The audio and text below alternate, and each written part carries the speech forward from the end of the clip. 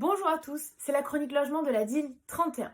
Vous êtes locataire d'un logement et votre chaudière est tombée en panne. Qui prend en charge les réparations? Quels sont vos recours si la partie qui doit prendre en charge la réparation ne le fait pas? Autant de questions auxquelles je vais apporter quelques éclairages dans cette nouvelle chronique. Juridiquement, le propriétaire est tenu de délivrer un logement en bon état avec des équipements qui répondent à leurs fonctions.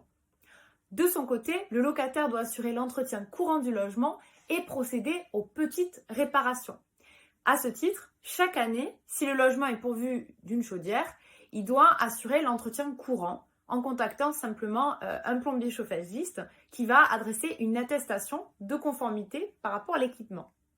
Si à cette occasion ou de manière générale, en cours de bail, l'équipement tombe en panne, la première chose, le premier réflexe à avoir, c'est effectivement de contacter son propriétaire. Bien sûr, il faudra pouvoir déterminer l'origine du désordre. Et cela, c'est le professionnel qui s'en chargera, donc le plombier chauffagiste.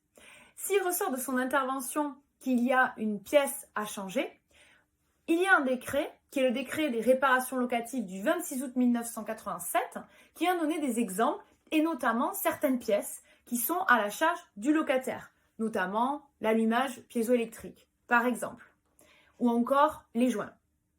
Mais si il ressort du rapport d'intervention que les désordres sont autres, dans ces cas-là, c'est au bailleur d'assurer soit le remplacement de la pièce, ou soit de prendre en charge carrément le remplacement de l'équipement.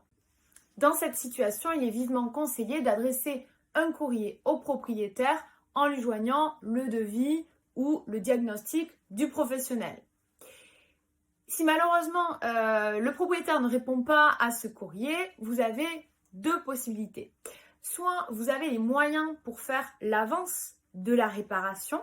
Alors il faut savoir que juridiquement, le locataire ne peut pas entreprendre des dépenses qui incomberaient au propriétaire sans en avoir l'autorisation. Pour autant, la jurisprudence, par certains arrêts, est venue porter quelques exceptions à ce principe, et notamment dans la situation d'urgence et lorsque le locataire était en mesure de prouver qu'il avait entrepris la dépense de la façon la plus économique. Donc en gros, au moins faire deux devis par deux artisans différents pour prouver que vous avez quand même pris le soin de comparer les prix. Après, évidemment, le fait d'être privé d'eau chaude et de chauffage en période hivernale, c'est considéré comme un motif urgent pour pouvoir entreprendre les travaux. Bien sûr, ça suppose ensuite de batailler pour que le propriétaire vous rembourse l'intervention. Deuxième possibilité, c'est d'adresser une mise en demeure officielle. Donc la mise en demeure, c'est quoi? C'est une lettre où vous allez tout simplement mettre en demeure la partie d'exécuter les obligations qui lui incombent et impartir un délai de réponse 8-10 jours.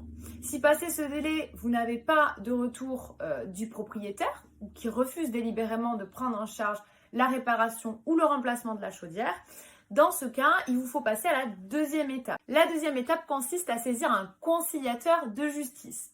Le recours à la conciliation est totalement gratuit. Le conciliateur est une personne qui est assermentée, qui est bénévole et qui est nommée par la justice. Si un accord est trouvé à l'occasion de cette conciliation, les termes de cet accord sont retranscrits dans un constat de conciliation. Et chacun peut gratuitement le faire homologuer devant un juge pour qu'il ait exactement la même valeur qu'une décision de justice.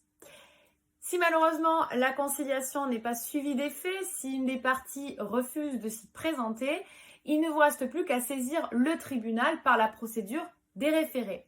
La procédure des référés, c'est une procédure urgente qui permet de trancher rapidement un litige. Et à cette occasion, le propriétaire peut être condamné sous astreinte, sous pénalité de retard, à faire les travaux. Vous pouvez même en parallèle demander un dégrèvement le loyer, le temps des travaux, pour le préjudice de jouissance que vous allez subir. Si vous avez plus de questions, n'hésitez pas bien sûr à prendre rendez-vous. Je vous le rappelle, tous nos conseils sont gratuits et vous retrouvez nos coordonnées en barre d'infos et sur la slide après. À très vite.